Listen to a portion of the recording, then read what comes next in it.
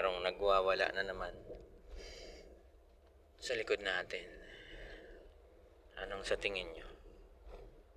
May diarrhea o may diarrheang natatay? Sa kanan naman may motor. May diarrhea o may diarrheang natatay? Sa kaliwa may Avanza po. Ayan. Masyado siyang nagmamadali. Ito yung mga driver na pag bago-bago ka, kawawa ka. Mabubuli ka lang ng mga ganyan. Kailangan pag nakita mong gustong lumusot, pwedeng palusutin yung mga ganyan. Kasi ang hirap talaga ng tao pag nagmamadali. Mainit ang bunbunan, lalo na pag kalbo. Joke lang sa mga kalbo. Hirap baby, kalma. Wag mo akong sabayan para mabangga ka.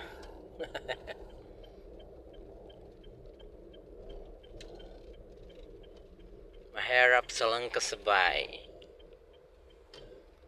Minsan haharasin ka ng mga yan. Yung 120 takbo.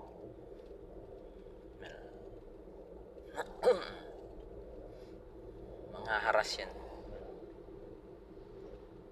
Kuya! Bike. Kasi alam mo dun sa style niya, yung pagdadrive niya. Ano siya, yung tipong tutok na tutok. Tapos lahat ng motor na nasa likod ko kanina, dinikitan niya. So, masyado siyang rush. Ito na po, ang takbo natin ay nasa 40 po. Pag nakahanap ng pagkakataon yan, haharasin ka niyan. Ako naman din pa-cute na driver lang ako.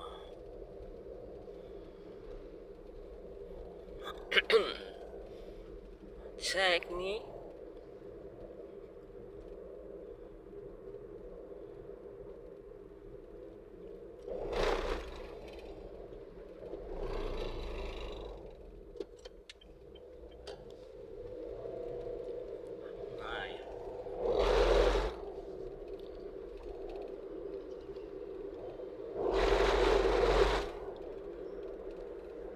Diba, nakita nyo yun kung anong ginawa niya. Pitik. Kahit may kasalubong na dump truck, nag-overtake. Diba, sabay nagbait-baitan ngayon. Ba't ka nag-giveaway? Hindi mo nagbadali ka, diba?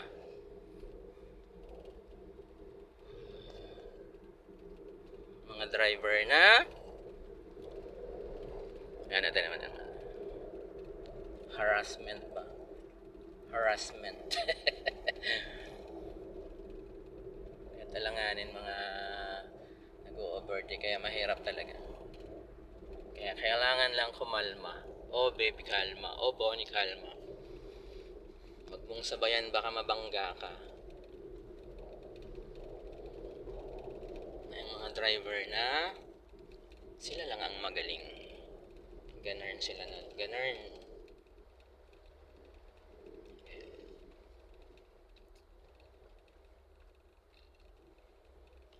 Ganun lang ang buhay. Wag lang sumabay. Baka ikay mapahamak.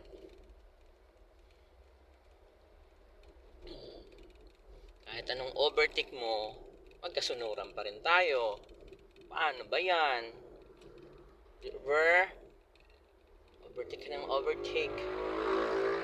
Buti sana kung nakarating ka na sa bahay. Hindi naman. Naghaharas lang. Talaga ang buhay. Yung kakalma ka lang sa kalsada, tapos meron kang kasabay na bawal maunahan. Marami po yan dito Hindi naman siya makakalayo din sa akin kasi ako ay nagpapacute.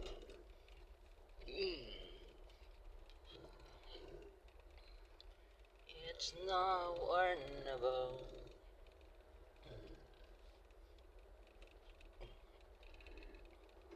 Di buntutan pa rin tayo hanggang ngayon. Diba? Hindi ka rin mga maka-overtake. Kasi kanina sa likod pa lang, makikita mo na yung style ng driving niya na talagang may kakaiba, may something talaga. Kasi imaginein mo yung 5 motor na nasa likod ko. Ginigit-git niya. Kaya nagsitabi yung mga motor. Siyempre ayaw din ng motor ng problema. Ito naman siya, masyado siyang mabilis.